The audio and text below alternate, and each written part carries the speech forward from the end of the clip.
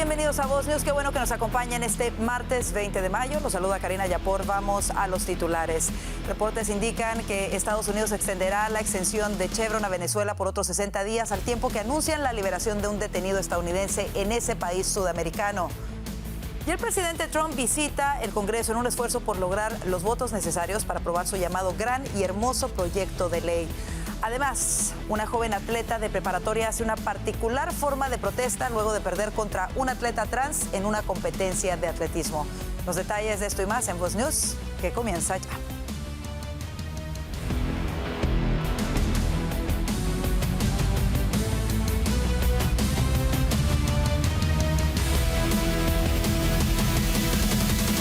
Washington y Caracas iniciaron otro acercamiento diplomático. En primer lugar, un estadounidense fue entregado hoy al enviado especial Richard Grenell.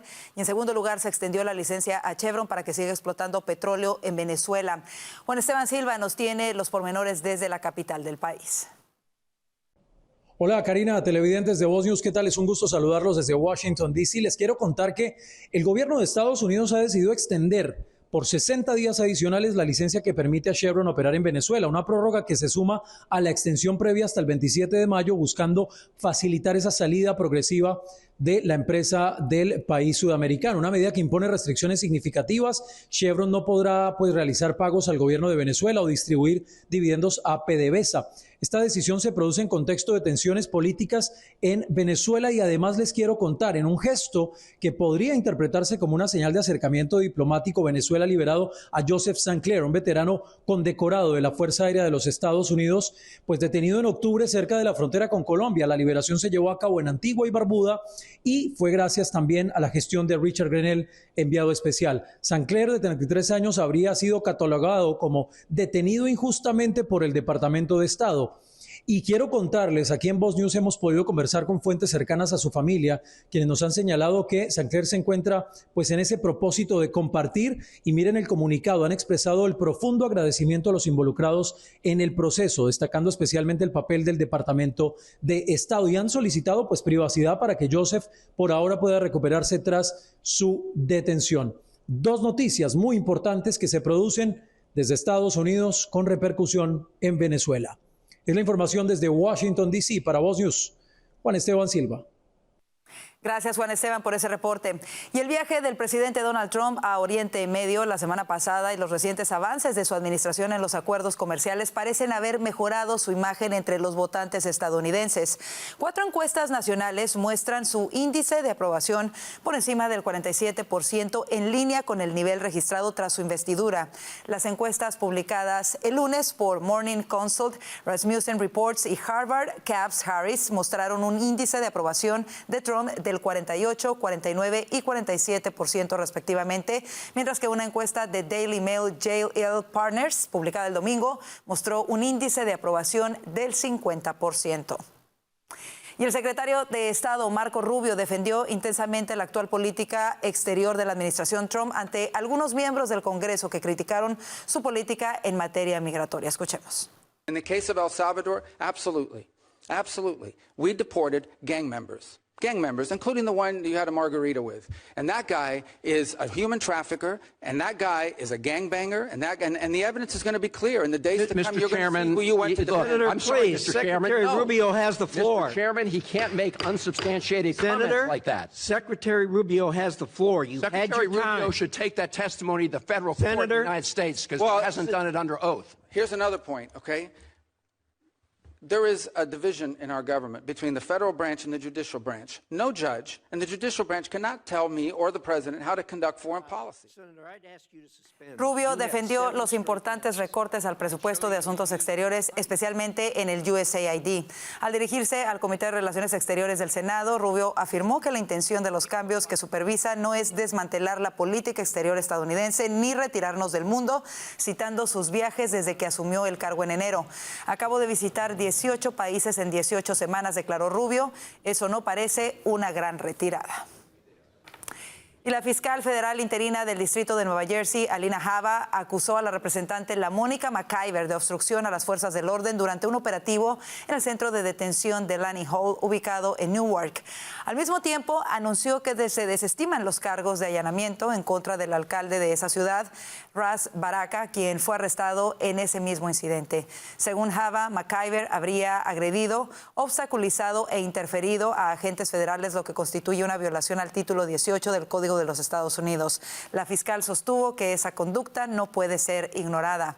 Y ante esta acusación, la representante McIver publicó en su cuenta de X que su presencia en el lugar fue parte de su responsabilidad de supervisión legislativa. Acusó a ICE de provocar la confrontación y tildó los cargos en su contra como puramente políticos. Estábamos cumpliendo con nuestras responsabilidades legales, afirmó.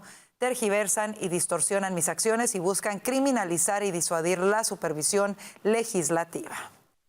Y el presidente Donald Trump se reunió en el Capitolio con los congresistas republicanos en un esfuerzo por lograr los votos necesarios para aprobar su llamado gran y hermoso proyecto de ley. Vanessa Vallejo nos tiene los detalles. Vanessa. El megaproyecto de ley del presidente Donald Trump necesita un partido unido para poder conseguir los votos necesarios tanto en la Cámara como en el Senado. Por eso el mismo presidente Donald Trump decidió hoy visitar el Capitolio y hablar con los congresistas, particularmente para animar a aquellos que todavía tienen ciertas dudas. Por un lado están aquellos que piden mayores recortes del gasto estatal y por otro lado también aquellos que están preocupados por los posibles recortes en Medicaid. El presidente Donald Trump salió muy animado de la reunión y dijo que había sido una reunión de amor, que no hubo gritos y que el partido estaba unido. Veamos al presidente Trump después de la reunión explicando la importancia del proyecto y refiriéndose particularmente al tema de Medicaid. It's the biggest tax reduction in history, biggest regulation reduction in history. Incredible for Medicaid, for Medicare. The only thing, we're going to leave it exactly as it was, other than for obviously waste, fraud, and abuse. We're strengthening it. We're going to make these things even stronger. The Democrats are going to destroy Medicare, Medicaid, and Social Security. And we're going to keep them, but even make them stronger. El presidente Trump también aprovechó el momento para despacharse en elogios acerca del speaker Mike Johnson, diciendo que ni siquiera él mismo hubiera podido hacer tal trabajo de unificar al partido y resaltando la importancia de que Johnson sea un hombre de fe. Después de la reunión, el liderazgo del partido tuvo una rueda de prensa. Veamos, por ejemplo, lo que dijo el speaker Mike Johnson sobre la importancia de este momento. We're on the verge of making history here, and everybody feels it. In that room today with President Trump, it was filled with standing ovations and high energy and high excitement because everybody senses what's happening here. It was a great esprit de corps, and we're blessed to serve under and with a president who understands the necessity of these relationships and is willing to roll his sleeves up and come stand in the trenches to be a part of this excitement of what's happening. From the outset of the budget reconciliation process, we have sought to enact President Trump's full agenda, not just parts of it. And that's why we call it the one big beautiful bill, because really everything is sandwiched into this. The American people were sick of wasteful spending and high inflation and open borders and weakness on the world stage. And you know what we're working towards right now? The opposite of all those things. Pues debido a la escasa mayoría que tienen los republicanos, no pueden permitirse perder más de 3 votos en la Cámara. Ya hay varios representantes que han dicho que son un no para este proyecto, como el representante Thomas Massie y también el representante Mike Lawler. De modo que el liderazgo de los republicanos, particularmente el speaker Mike Johnson, seguramente también el presidente Donald Trump, van a tener que trabajar muy fuerte durante estos días.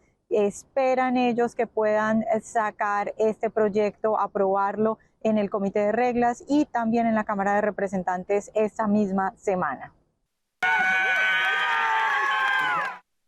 Reese Hogan, atleta de la Escuela Preparatoria Luterana Crean, estableció un récord personal y un récord escolar en el triple salto con 11.3 metros durante la competencia del sábado. Ella competía en la División 3 de las finales de la sección sur de la Federación Interescolar de California. Sin embargo, el atleta transgénero de la Escuela Preparatoria Europa Valley derrotó a la jovencita por más de 1.2 metros.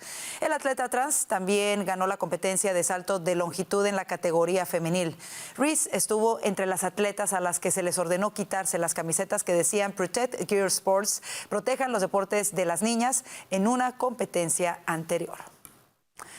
Y al menos 7.500 migrantes se han inscrito en el programa de autodeportación del gobierno, aseguró hoy el SAR de la frontera, Tom Homan. El Departamento de Seguridad Nacional llevó a cabo su primer vuelo charter para inmigrantes indocumentados que optaron por la autodeportación voluntaria como parte de un nuevo programa que ofrece una remuneración de $1,000 a quienes abandonen el país por su propia cuenta. El primer vuelo con migrantes de autodeportados partió desde Texas hacia Honduras y Colombia con 64 personas a bordo. Cada migrante recibió ayuda para el viaje, $1,000 y conserva la posibilidad de regresar a los Estados Unidos legalmente, así lo afirma el DHS.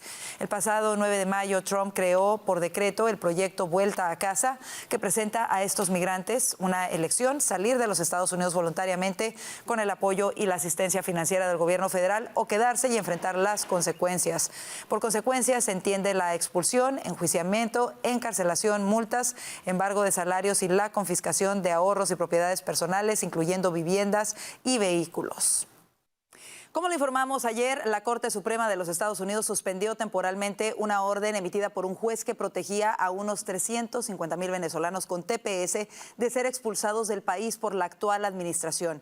¿Pero qué significa este fallo y qué otras opciones tienen estos venezolanos? Para hablar de ello nos acompaña Jaime Vázquez, abogado de inmigración. Abogado, bienvenido de nueva cuenta a Voz News. Luego de esta decisión, ¿qué viene? ¿Cuáles serían los pasos de la administración Trump y qué pueden hacer las personas afectadas? Claro que sí, Karina. Lo que veríamos ahora mismo es posiblemente el mismo mecanismo implementado cuando se anunció la terminación de CBP One y del parol humanitario. Posiblemente vamos a ver cartas donde le están explicando a las personas que el estatus ha terminado y que necesitan retirarse del país. Importante entendiendo de que muchos de estos tepecianos tienen algún otro tipo de amparo o están bajo procesos que se encuentren pendientes. Por eso es importante analizar su caso con un abogado. Ahora, abogado, ¿esta decisión es de alguna manera definitiva, temporal, o qué se puede hacer en relación en específico a esta decisión por parte de la Corte Suprema? Excelente punto, Karina. Esta respuesta de la Corte Suprema va basado en una orden temporal que emitió el juez federal en California, pero todavía no hay una resolución final del juicio. En otras palabras, le está dando la autoridad al gobierno de continuar con la terminación mientras la demanda continúa pendiente, lo cual llevaría, como ya sabemos, mucho litigio, procesos de apelación y posiblemente la Corte Suprema de nuevo pronunciándose acerca del tema. Ahora, en lo práctico, durante este tiempo en el que se va a mantener pendiente este juicio, este litigio en los tribunales, ¿puede una persona que estaba bajo el TPS ser removida de los Estados Unidos? Si su único amparo es el TPS, corre ese riesgo, pero no necesariamente sería una remoción automática. Si no tiene órdenes de deportación, tendría que ir al frente de un juez. Así que todo dependería de caso a caso, pero sí, no tendría algún estatus, estaría en un limbo legal. Por supuesto. Abogado, ¿hay posibilidad de que esta orden afecte a más personas? Ahorita estamos hablando de unas 350,000 en específico. ¿Podría haberse afectado otro número de beneficiarios del TPS? Sí, más allá de estos 350,000 venezolanos, tenemos ahora en julio la extensión posible o no posible del TPS para Honduras y Nicaragua. También tendríamos una posibilidad de saber, basado en este argumento presentado por la Corte Suprema, qué es lo que llegará a pasar con otros 300,000 venezolanos que están acogidos bajo un TPS que se vence en septiembre de este año, posiblemente una igual terminación. Ahora, abogado, muchos se preguntan, ¿qué tanto tiempo puede durar el litigio para llegar a una decisión definitiva en este caso? Bueno, posiblemente para el verano tuviéramos una respuesta, pero adicional a eso, también correría el curso de las apelaciones. Karina, en esta situación que estamos viviendo hoy, donde tenemos esta cantidad de demandas, a veces es un poco difícil mirar ese futuro, pero yo diría que a final de año, posiblemente el próximo. Así es, entonces de alguna manera la recomendación, abogado, es que cada persona consulte sus opciones legales, por supuesto, porque eventualmente podría finalizar de manera permanente el estatus de protección temporal, que al menos sabemos que esa es la intención de la actual administración, ¿cierto? Correcto. Pues estaremos muy atentos a todo lo que suceda. Queremos agradecerle, como siempre, el clarificarnos esta información tan valiosa para la audiencia. Gracias, abogado. Un placer. Así nos vamos a la pausa comercial. Quédese con nosotros. La violencia política llega ahora a la capital mexicana. Muere una importante funcionaria de la Ciudad de México. Los detalles de esto y más al regreso. Y recuerde que Voz News ya está en todas las plataformas, Apple TV, Fire TV, Roku y la señal de Now Media, así que vaya, ponga la palabra Voz y encontrará todo nuestro contenido. Y muy importante, saque ahora mismo su teléfono celular y para que no se pierda lo último en las noticias, descargue el app de Voz, es gratis y lo mejor de todo es que tiene información sin censura para usted. Quédese con nosotros, ya volvemos con más de Voz News.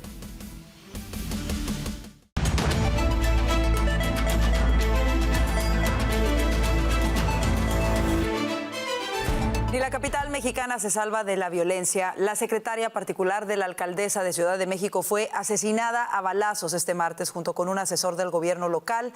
Así lo informaron las autoridades. Lamentablemente perdieron la vida durante una agresión directa a la secretaria particular de la jefa de gobierno, Jimena Guzmán, y José Muñoz, asesor. Se dice en un comunicado de la oficina de la alcaldesa, Clara Brugada. Las autoridades están investigando el móvil de la agresión, además de revisar las cámaras de vigilancia para identificar a los responsables, quienes viajaban en una motocicleta. Y en otro hecho de violencia, las autoridades mexicanas informaron de un ataque a balazos que dejó este lunes a 7 hombres muertos en Guanajuato, uno de los estados más violentos del país, y algunos de los fallecidos eran menores de edad. El ataque fue realizado en una plaza de la comunidad de San Bartolo de Berrios, en el municipio de San Felipe, y fue condenado por la Iglesia Católica Mexicana, que expresó profundo dolor y consternación por el crimen. Policías locales hallaron los cadáveres de los 7 hombres y una camioneta dañada tras atender reportes de disparos, aseguró el gobierno local en un comunicado.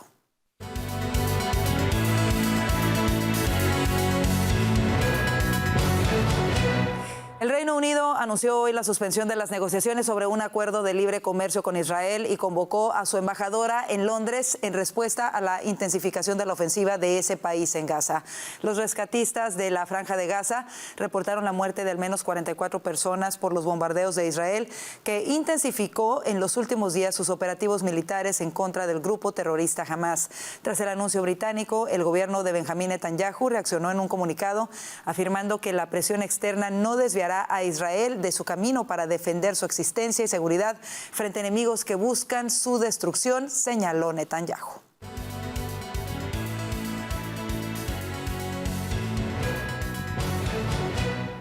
Escuche esto, alrededor del 80% de los principales ingredientes activos farmacéuticos utilizados en los Estados Unidos son importados principalmente de China y la India. Según la Administración de Alimentos y Medicamentos, la FDA, por sus siglas en inglés, China representa por sí sola el 13% de los fabricantes de ingredientes activos de los farmacéuticos estadounidenses.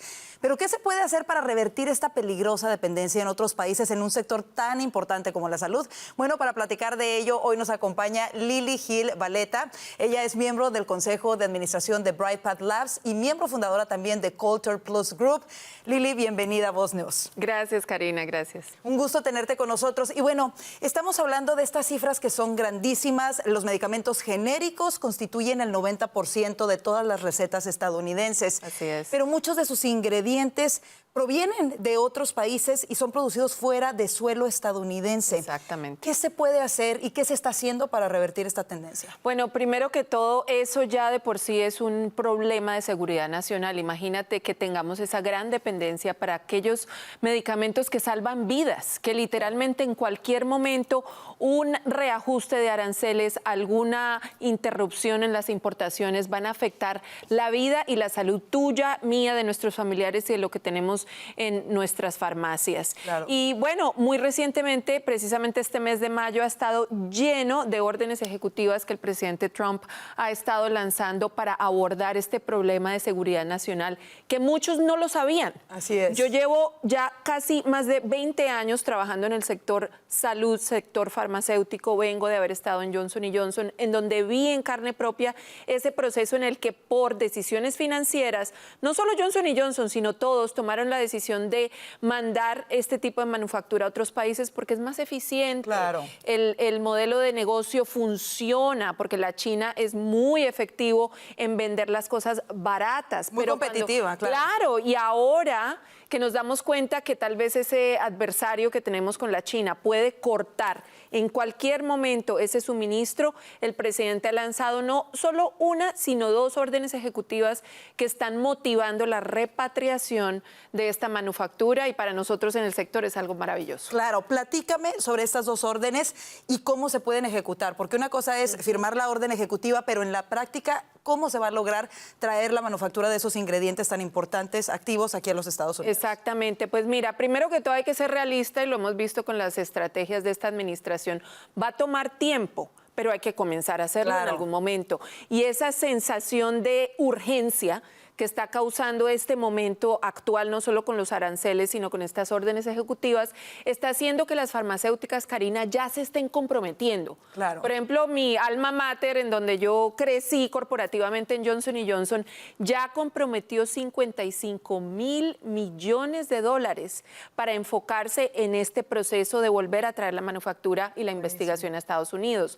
Roche, que es otra gran farmacéutica, también se ha comprometido. Novartis también anunció otros 23.000 millones y también innovadores. O sea, como me pusiste en mi presentación y creo que Brightpath está ahorita aquí en el tema, también hay innovadores que han estado trabajando en nuevas tecnologías para acelerar ese proceso, traer nuevas tecnologías, trabajándolo de la mano con agencias como DARPA, que es el brazo de innovación del Departamento de Defensa, para que estemos listos no solo con el dinero de Pharma, sino también con la tecnología para traer esa manufactura aquí a nuestro hogar en Estados Unidos para nuestra gente. Por supuesto, y siempre que hablamos obviamente de traer esa manufactura y de los beneficios que va a tener el que tengamos la seguridad de producir esos ingredientes de los medicamentos que tanto necesitamos, también se abre la oportunidad de alguna manera, porque se abren puestos de trabajo. ¿Qué nos puedes decir de eso y del papel de nosotros como hispanos en los Estados Unidos para ayudar a que esto sea posible? Exactamente. Bueno, definitivamente va a haber un boom de nuevos trabajos en manufactura, de fábricas de farmacéuticos, que irónicamente los teníamos muy bien establecidos en Puerto Rico. Wow. Hace más de 10 años, 15 años, que era cuando yo estaba en mi cargo corporativo, teníamos unas operaciones gigantes en Puerto Rico de manufactura y es una gran oportunidad, no solamente para los que tienen doctorados, ingenieros, sino también la gente de planta, de la línea, que muchas veces es nuestra gente la que está ahí. Así que los invito a que investiguen esas nuevas carreras, pero el presidente Trump está trayendo incentivos, está prometiendo que se va a acelerar el proceso de aprobación de este tipo de facilidades. Igualmente, las presiones con la China obligan a que se logre de alguna forma antes de que todo se vuelva más costoso y también que estemos a la merced de otros países para la seguridad nacional de tu salud y la mía. Así es, y de la de nuestras familias. Algo muy importante. Lili Gil Varela, quiero agradecerte habernos acompañado el día de hoy para explicarnos este tema tan importante. Muchas gracias, Karina. Gracias a ti. Así nos damos una pausa comercial. Quédese, ya vienen nuestros analistas para hablar de los temas que hacen titulares hoy.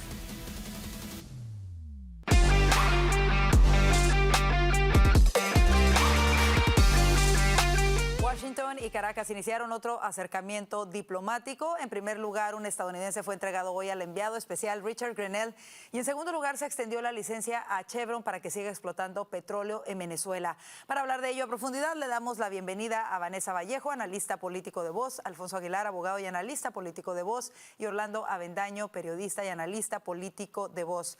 Bueno, este tema está haciendo titulares. ¿Qué les parece que se haya renovado a Chevron la licencia al menos por 2 meses para la explotación de petróleo en Venezuela y que se da justo en el marco de la liberación de este estadounidense? ¿Está cambiando de alguna manera la política con Venezuela? Orlando, comienzo contigo. Bueno, no está cambiando. De hecho, esperábamos que cambiara. Hay que recordar que esta administración, con respecto a Venezuela, se inauguró negociando. Precisamente a cargo de Grenell, la liberación de algunos rehenes venezolanos secuestrados por el régimen de Nicolás Maduro. Y esto es lo que está sucediendo hoy, queda claro. La renovación de la licencia de Chevron es claramente una parte de una negociación a cambio de la liberación de un rehén, aparentemente solamente uno, que sería Joseph Sinclair, un veterano que estaba secuestrado en Venezuela desde principios de año, y eso sería pues nuevamente la negociación. Ahora, es lamentable, creo, Esto es reafirmar un poco lo que el régimen de Nicolás Maduro ha venido haciendo desde hace años, que es utilizar a los rehenes como fichas de intercambio para lograr objetivos políticos.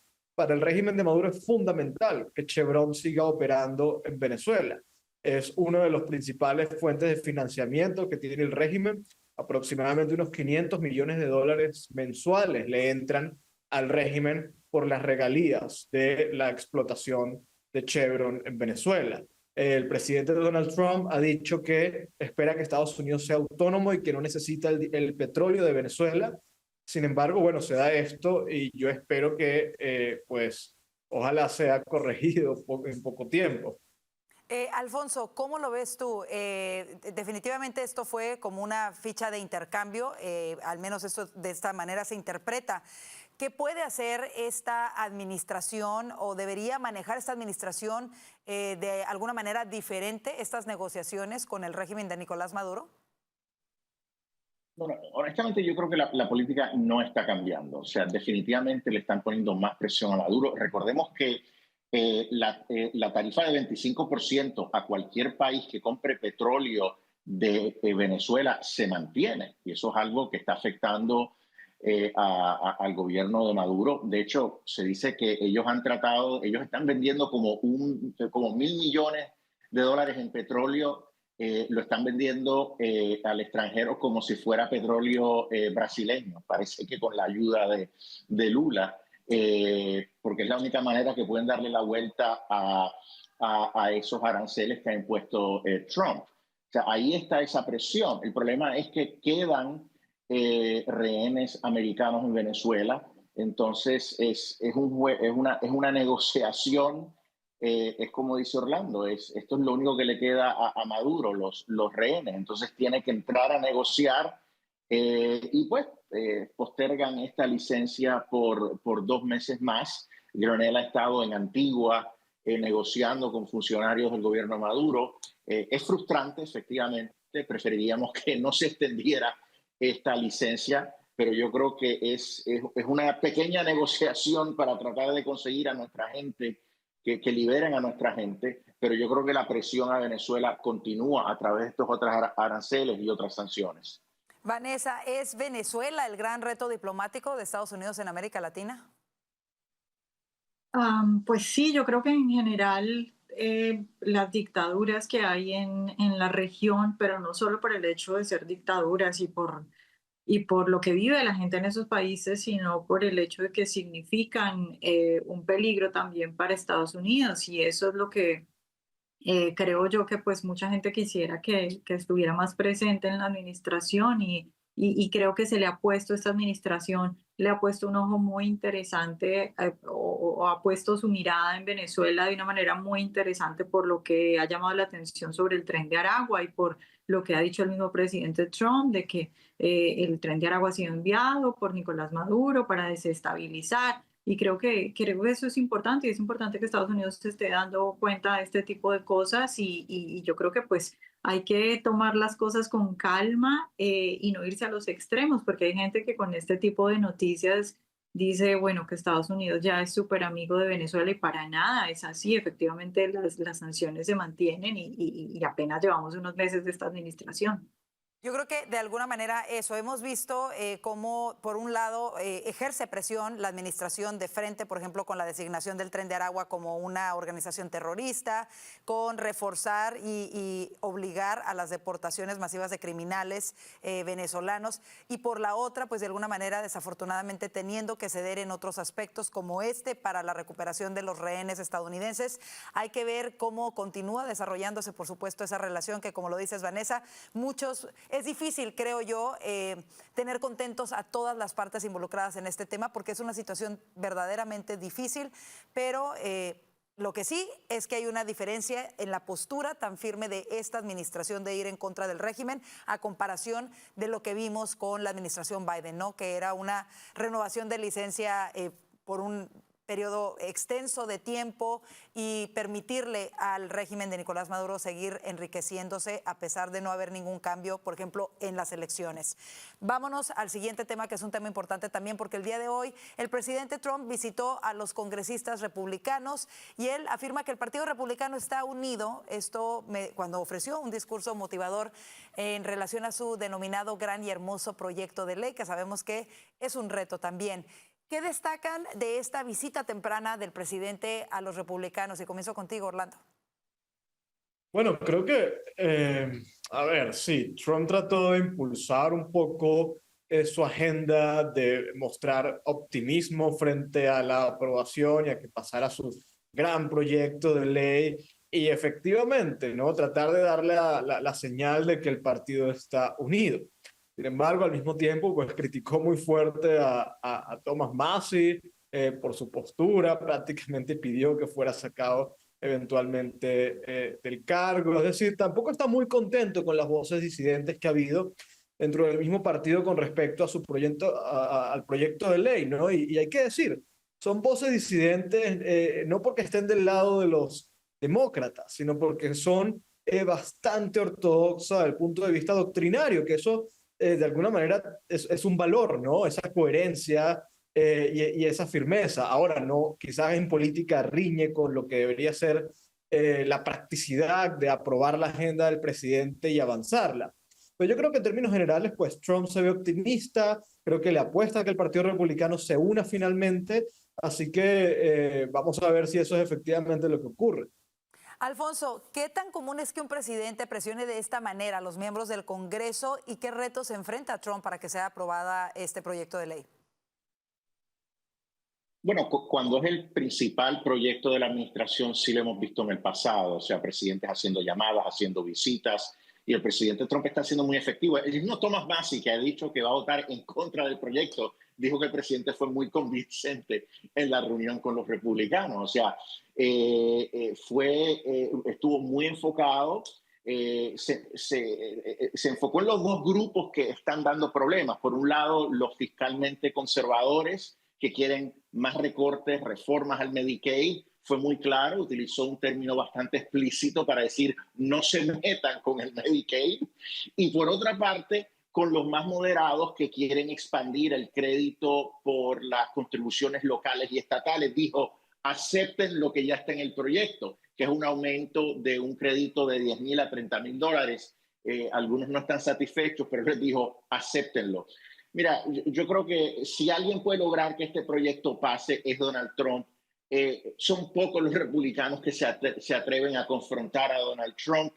Y la realidad es que a final de cuentas, considerando la mayoría tan pequeña que tienen en la Cámara, no se puede sacrificar lo bueno, y este proyecto es muy bueno, por lo perfecto, ¿no? Entonces yo creo que es importante que se alineen y que el proyecto se pase. Incluso alguien, el chairman del presidente del Freedom Caucus, Andy Harris, dijo que él se inclinaba, estaba empezando a inclinarse a votar a favor, pero que necesitaba 2 semanas. El presidente quiere pasar esto ya, este fin de semana. Claro, antes del día de la recordación. Y no nos sorprendería que lo logre. Vanessa, ¿cómo lo viste y cuál fue la reacción de los demócratas?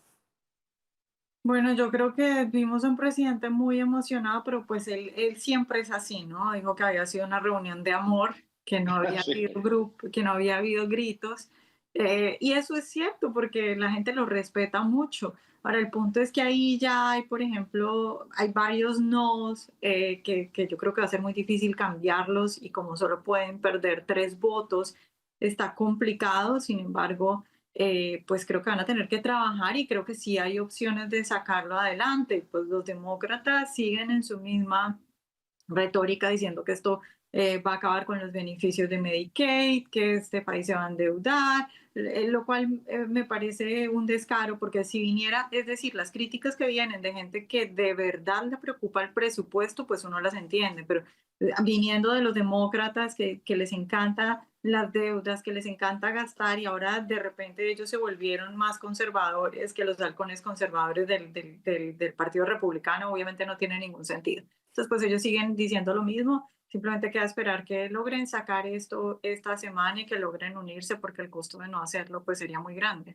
Claro, bueno, se ve positivo en la medida de que ojalá lo logren pasar. Ahora vamos a ver si lo logran antes del día de recordación o antes de Memorial Day, como es el deseo de la mayoría y por supuesto del presidente Donald Trump. Así vámonos a la pausa comercial. Quédese con nosotros. Aún hay más que analizar aquí en el panel de Voz News.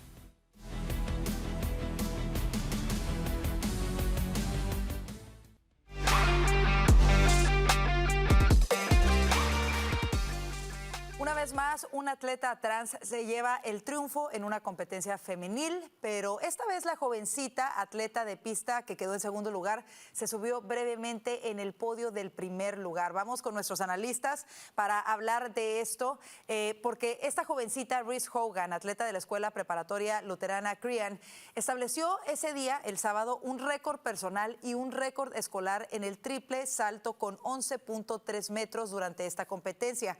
Sin embargo, el atleta transgénero de la Escuela Preparatoria Yurupa Valley derrotó a la jovencita por más de 1.2 metros. Vamos a ver las imágenes del momento en el que Hogan se sube al podio en el primer lugar y la reacción y la comentamos. Ahí está, donde esta jovencita, cuando se baja el atleta trans, ella decide colocarse en el primer lugar del podio y escuchamos, ¿no?, la ovación de la gente que estaba ahí. Realmente la felicitan y celebran. La pregunta es, ¿por qué sigue siendo tan difícil para las autoridades escolares aplicar el sentido común y proteger los deportes femeninos, Alfonso? Me estás viendo mucho California. Sentido común es algo que en California parece que no existe, pero esto demuestra por qué necesitamos legislación federal. Y recordemos que meses atrás fueron los demócratas que votaron en contra de legislación que impedía que hombres participaran de deportes de mujeres. El presidente Trump ha hecho lo que él puede, ¿verdad? Pasar una orden ejecutiva, pero las autoridades en California lo están ignorando. El presidente, sin embargo, le ha llamado la atención a California. El presidente lo que pudiera hacer es retirarle los fondos del título 9 que recibe California por este tipo de cosas. Pero la única manera de hacerlo efectivamente, de un punto de vista legal, es a través de legislación, y los demócratas siguen apoyando esto, que es terrible, ¿no? Primero, es terrible porque es injusto, porque esta persona gana porque es hombre. Segundo, es injusto porque le quita un sinnúmero de oportunidades a esta muchacha que hace bien en hacer esta propuesta. Pero también es un insulto a toda la sociedad, porque es un atentado en contra de la dignidad de la persona, en contra de la dignidad de las mujeres. Las mujeres son mujeres, no hombres que pretenden ser mujeres. Entonces, esto realmente es ofensivo, y esperemos que los demócratas finalmente se dejen llevar por el sentido común y legislen para que esto deje de suceder. Pero definitivamente necesitamos legislación. Claro, Vanessa, en este caso, como lo mencioné, Reese Hogan, ella estableció un récord personal y un récord escolar en el triple salto. Sin embargo, no lo pudo celebrar ni recibir el reconocimiento merecido porque el atleta trans la sobrepasó por más de 1 metro. ¿Cómo lo ves? Pues es muy triste para estas chicas que se esfuerzan tanto y no logran pues lo que deberían lograr, y además que yo creo que es una situación muy difícil cuando uno las escucha hablar, el valor que tienen que reunir para, digamos, hacer aunque sea sus pequeños gestos, porque obviamente no quieren ser juzgadas, no quieren que les digan que son unas transfóbicas o cualquier cosa así. Pero de otro lado, a mí también me gustaría como poner un poco la mirada, porque yo hoy pensaba en el trans, en el chico. Y la verdad es que esos chicos también son víctimas, es decir, estamos hablando de niños que todavía están en escuelas, y yo creo que el nivel de adoctrinamiento que tienen que haber vivido estos niños, o bueno, pues ya está un poco grande, pero cuando era niño yo supongo que tuvo que vivir un nivel de adoctrinamiento o quién sabe qué experiencias. Y cuando yo veía, por ejemplo, el panel de los padres en la junta escolar, había un montón de personas con banderas trans. Yo digo que estos niños estén creciendo en estos ambientes, no solo los que son trans, sino los compañeritos, creyendo que eso es normal. O sea, aquí en realidad uno puede sentir, digamos, rechazo y rabia por este chico porque le termina quitando el puesto, pero en realidad ese chico también es una víctima. ¿Es una víctima de quién? ¿De quien le está haciendo creer que es una competencia justa, o de quién, nada más para aclarar? ¿De quién es una víctima? ¿O de él mismo? ¿Tú crees que él mismo cree que no tiene una ventaja sobre una Yo creo que muchos de estos chicos, el problema que tienen es que desde niños han sido adoctrinados y que desde niños les han enseñado en las escuelas que ellos pueden ser mujeres y que les permiten este tipo de juegos. Es decir, yo creo que después de cierta edad, claro que hay un nivel de responsabilidad, pero mi punto no es, mi punto es que me da pesar que tantos niños crezcan en escuelas, en ambientes donde les dicen que eso es normal y los incitan a hacer eso. Si puedo añadir rápidamente, Claro. perdón que interrumpa, pero yo creo que este punto es importante, porque sí, efectivamente hay un lobby inicial que empuja estas ideas perversas, pero después se van legitimizando en la cultura y verdaderamente se crean estructuras de perversión donde la gente sencillamente ya no sabe qué está bien, qué está mal, sencillamente lo aceptan. Tristemente eso es lo que vemos en California. O sea, ¿quién es responsable? El muchacho es producto de esa cultura, los padres también son... por eso es tan importante hablar de esto, ¿no? Y decir que Claro. no está bien para para asegurarnos que estos cambios culturales no se den, porque Claro. es algo que está mal, pero lo quieren legitimizar. Y me parece un punto sumamente importante porque en realidad estos lobbies, estos grupos que tratan de promover esta ideología que está equivocada, sumamente equivocada, lejos de ayudar a estos jóvenes confundidos, los están exponiendo más. ¿A qué los están exponiendo? Al rechazo, como lo dice Vanessa. O sea, los están exponiendo al ataque, al rechazo por parte de toda la población que tiene sentido común y que sabe que un hombre nunca va a poder ser una mujer y que nunca va a poder haber una competencia justa entre alguien que nació hombre contra alguien que es mujer, independientemente de cualquier tratamiento que lleven a cabo.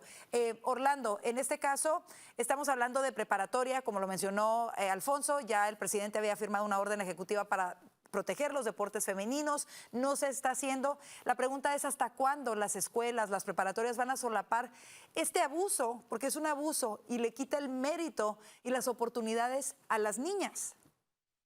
Yo más bien me voy a mostrar optimista, porque hace unos meses no hubiéramos visto esta imagen.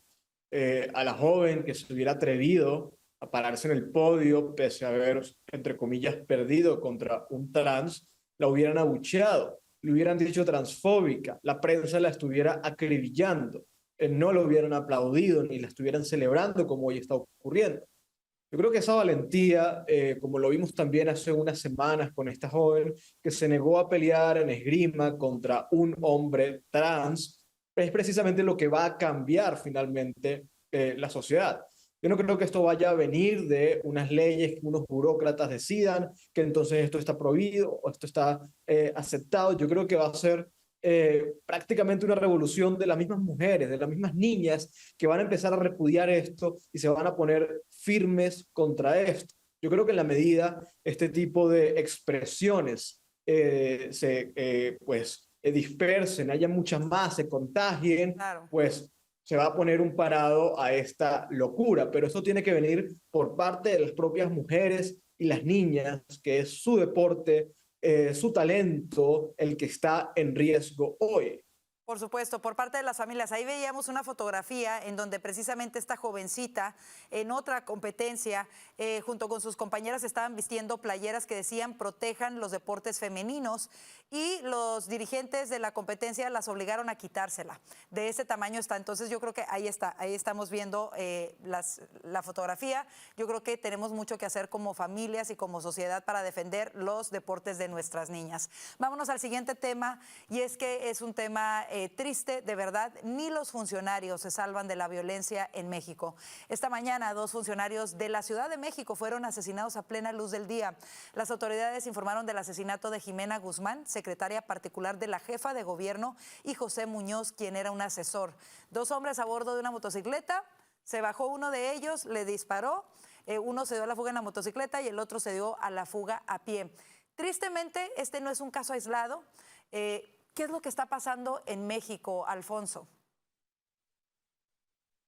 Es muy triste y claro, hablamos de esto porque es la secretaria y el asesor de la presidenta de Ciudad de México, pero la realidad es que esto sucede todos los días en México. Sí, incluso hay funcionarios, como sabemos, que todas las semanas están siendo asesinados.